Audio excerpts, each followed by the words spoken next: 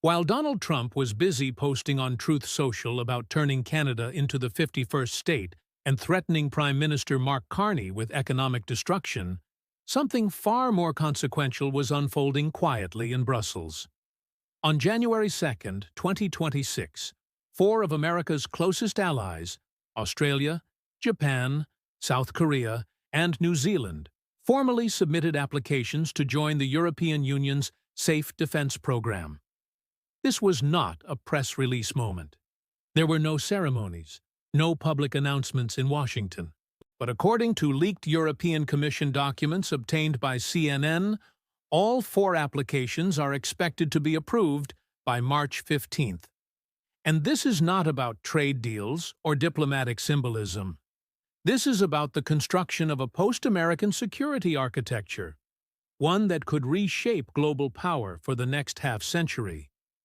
Inside the Pentagon, classified assessments are already using words like catastrophic and irreversible to describe what is happening. To understand why, we need to rewind 6 weeks. When Canada joined SAFE in December 2025 as its first non-European member, most Washington analysts dismissed it as an anomaly. A frustrated neighbor hedging its bets after years of tariffs, threats, and uncertainty under Trump. But leaked documents from the European External Action Service tell a very different story. According to officials familiar with the negotiations, European defense ministers had been quietly building something called the Framework for Allied Non-EU Partners, or FAUP, since August 2025. The goal was simple and radical: create a permanent institutional structure that allows trusted democracies outside Europe to participate in European defense production, without relying on American systems, approvals, or supply chains. Canada was never the exception. Canada was the test case. And once that model proved viable, the floodgates opened. SAFE currently manages roughly 150 billion euros in defense financing across the European Union as 27 member states. But internal EU budget projections reviewed by CNN show that if Australia, Japan, South Korea, and New Zealand are admitted, total SAFE financing could expand to 340 billion euros by 2030. That is 340 billion euros in weapons contracts, joint production, industrial partnerships, and technology sharing, completely outside the American defense ecosystem. To put that in perspective, U.S. defense exports to just these 5 countries totaled $48 billion in 2024 alone. What we are witnessing is not diversification, it is substitution. America's closest allies are systematically reducing their dependence on Washington and replacing it with a European alternative. And they are doing it faster than anyone predicted. So what exactly are these countries offering Europe in exchange? Because the details matter. According to leaked application documents reviewed by CNN, each of the 4 countries presented something Washington has struggled to offer for years: long-term strategic predictability.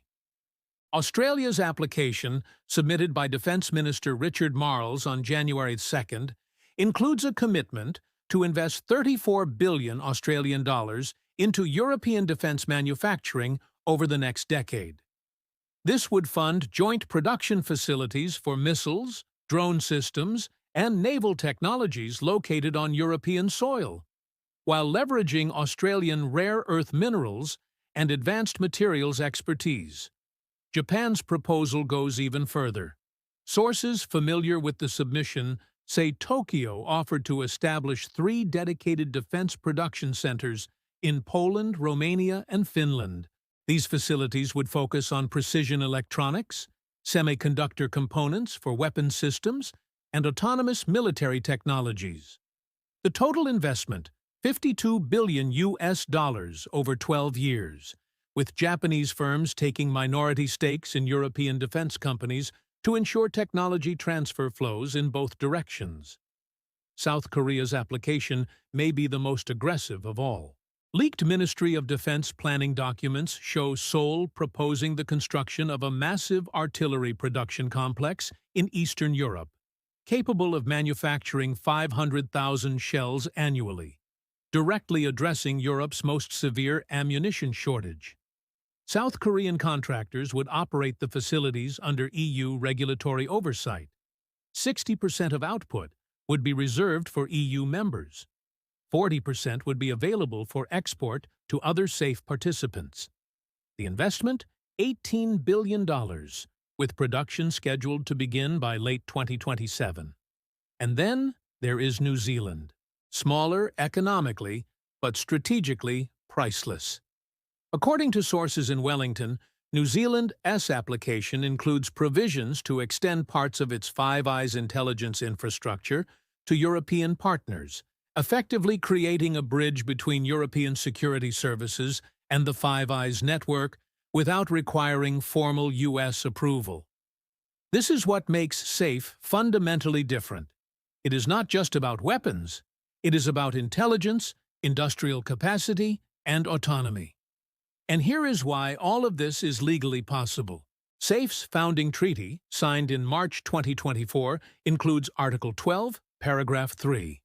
It allows non-EU participation if three conditions are met: democratic governance, alignment with European security objectives, and adoption of EU defense procurement standards. Canada qualified. Now, 4 more countries argue they qualify as well. And according to leaked European Commission legal analysis, there is no valid legal basis to reject them. This is the moment where the story stops being about trade and becomes something far more dangerous for Washington. Because for 75 years, American foreign policy has rested on one unspoken assumption: that America's allies depend on Washington for their security, and dependence creates leverage. What happens when that dependence disappears? For 75 years, American power has rested on a simple structural reality. Its allies could not defend themselves without Washington. NATO existed because Europe lacked the military capacity to deter the Soviet Union alone. The U.S.-Japan Security Treaty existed because Tokyo relied on America's nuclear umbrella. Australia and New Zealand depended on U.S. naval dominance to secure Pacific trade routes. South Korea's entire defense posture was built around the permanent presence of 28,500 American troops on the peninsula. This was never charity. It was strategy. By guaranteeing security, the United States gained influence. Influence over basing rights. Influence over intelligence sharing. Influence over trade policy, diplomatic alignment, and voting behavior at international institutions. Security dependence created political leverage, and that leverage shaped the entire post-World War II order. But SAFE threatens to dismantle that structure from the inside, because once allies gain credible alternatives, dependence disappears. And when dependence disappears, leverage collapses. According to leaked Pentagon assessments reviewed by CNN, U.S. defense planners have been warning about this exact scenario since 2023. One classified memo from the Defense Security Cooperation Agency describes SAFE as a strategic systemic threat, warning that if non-European partners were admitted, it could create a parallel defense ecosystem capable of reducing demand for U.S. weapons systems by up to 40% over 20 years. That assessment was delivered to the National Security Council in August 2023. It was ignored. Now it is unfolding almost exactly as predicted. Internal Pentagon calculations show that if Canada, Australia, Japan, South Korea, and New Zealand shift just 30% of their defense procurement to European sources through safe American defense contractors, could lose $290 billion in revenue between 2026 and 2040. This is not speculation. It is based on existing contracts, projected defense spending increases, and known procurement cycles. Lockheed Martin, Raytheon, Northrop Grumman, Boeing, General Dynamics. These companies built their business models on the assumption that allied nations had no viable alternative to American systems. That assumption has just collapsed. But the real danger is not corporate revenue. It is strategic control. Because defense dependence has always given Washington bargaining power far beyond weapons sales. Take Japan. For decades, Tokyo accepted U.S. basing arrangements, intelligence limitations, and trade pressure because it had no credible alternative security framework. But if Japan shifts even part of its procurement into SAFE, that calculus changes overnight. When Washington demands concessions, Japanese officials can respond with something they have never been able to say before. We are not fully dependent on you. The same logic applies to South Korea. The presence of U.S. troops on the peninsula has long given Washington enormous leverage over Seoul's foreign policy decisions. But SAFE offers South Korea industrial integration, ammunition security, and production capacity that reduces its vulnerability. Australia and New Zealand face a similar shift. For decades, alignment with Washington was the price of security in the Indo-Pacific. SAFE offers a second anchor. Canada, already inside the program, has demonstrated that this is not theoretical. It is operational. According to leaked diplomatic cables obtained by CNN, European leaders have been explicit behind closed doors about what SAFE expansion represents. A cable from the German Defense Ministry to Chancellor Scholz, dated December 18, 2025, describes SAFE as the foundation of strategic autonomy for democracies no longer willing to gamble on American consistency. Another cable from the French Foreign Ministry refers to SAFE as the basis for a post-Atlantic security order. This language matters because it signals intent. Europe is not supplementing American power. It is preparing to replace parts of it. And the timing could not be worse for Washington. According to Pentagon planning documents, the Department of Defense is already projecting budgetary pressure through 2030 due to rising debt servicing costs, domestic spending demands, and the need to modernize nuclear forces. That means fewer resources for the very security guarantees that once kept allies dependent. At the exact moment American capacity is tightening, Europe is offering allied democracies a fully funded alternative, without tariff threats, treaty uncertainty, or rhetorical volatility. This shift is not ideological, it is pragmatic. According to polling conducted by the European Council on Foreign Relations in November 2025, 68% of defense officials in allied countries said they no longer trust the United States to honor security commitments beyond 2028. In 2020, that number was 34%. For 34%. The collapse in confidence is not subtle, and it is directly tied to Trump's rhetoric, tariff threats, and transactional approach to alliances. This is why Pentagon officials are using words like catastrophic. Because once trust erodes at this scale, it does not return quickly. Allies do not abandon systems overnight. They build alternatives quietly, institutionally, legally. And once those alternatives exist, leverage never fully returns. SAFE is not just a program. It is a signal that America's allies are no longer willing to bet their national security on a single political system that changes direction every 4 years. And that brings us to the final question. If this trend continues, what does the global security order look like by the end of this decade? By early 2026, the shift is no longer theoretical. It is procedural. According to leaked European Commission timelines obtained by CNN, formal approval votes for Australia, Japan, South Korea, and New Zealand are scheduled for March 15, 2026. All 4 applications have already cleared preliminary technical reviews. Barring an unexpected political revolt inside the European Council, admission is virtually guaranteed. That means that by April, SAFE will have expanded from a European-only defense framework into a transcontinental security bloc that includes 5 of America's most critical allies. And once that threshold is crossed, there is no easy reversal. Because SAFE is not symbolic. It is operational. The first joint production contracts under the expanded program are expected to be signed by June 2026, with initial manufacturing facilities coming online in early 2027. These are not research projects or pilot programs. They are large-scale, long-term production commitments backed by binding legal frameworks. Missiles, artillery shells, drone systems, naval electronics, precision-guided munitions. Entire segments of the defense industrial base will be duplicated and in some cases replaced outside of American control. This is why Pentagon officials are so alarmed. Leaked internal Department of Defense memos describe SAFE-AS expansion as a strategic realignment with generational consequences.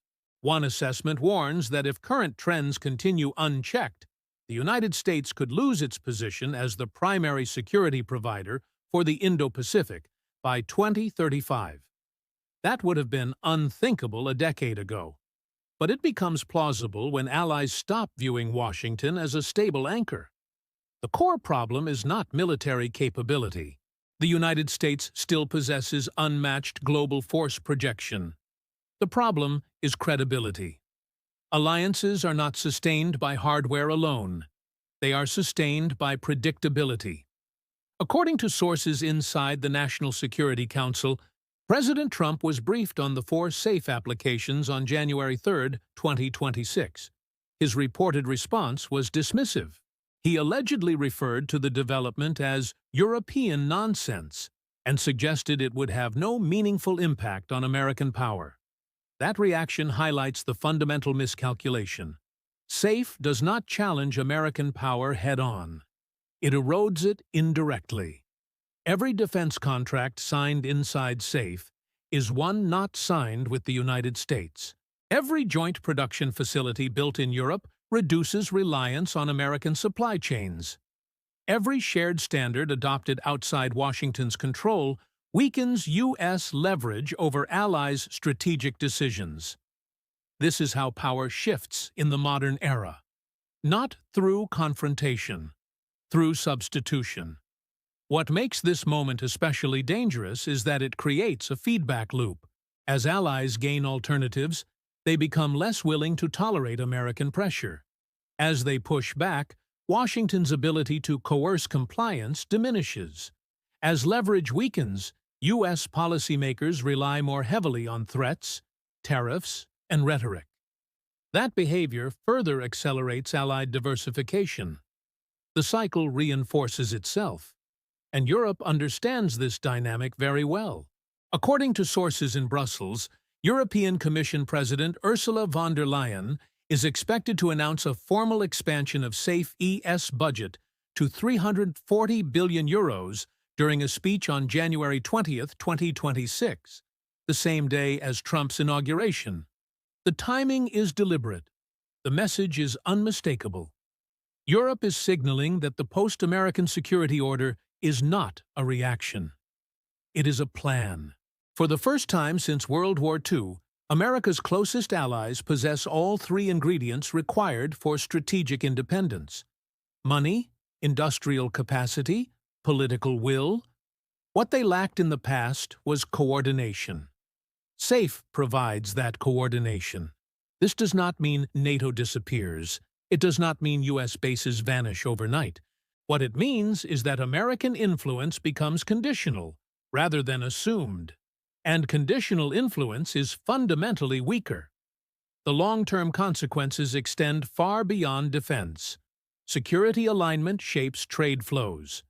Trade alignment shapes technology standards. Technology standards shape economic dominance. If SAFE succeeds, Europe will not just control weapons production. It will help define the rules governing next-generation military technologies, supply chains, and interoperability. The United States will be invited to participate, but no longer to dictate. That is the real loss. For decades, Washington sat at the center of the Western alliance system. Decisions flowed outward from American institutions. SAFE represents a shift toward a distributed model, where power is shared, negotiated, and, crucially, withheld when trust erodes. And trust is the variable Washington can no longer take for granted. Allies are not abandoning the United States out of hostility. They are hedging against instability. They are responding rationally to a world in which American leadership has become unpredictable, transactional, and openly contingent on domestic political cycles. Reversing this trend would require sustained diplomatic consistency over many years. Not speeches, not threats, not short-term deals. Consistency. And at this moment, there is little evidence that such consistency is coming. SAFE will move forward, whether Washington approves or not. The contracts will be signed. The factories will be built. The dependencies will shift. And once that happens, the architecture of global power will look very different. The only remaining question is not whether this transition is real. It is whether anyone in Washington will recognize the scale of what has been lost before the system locks into place.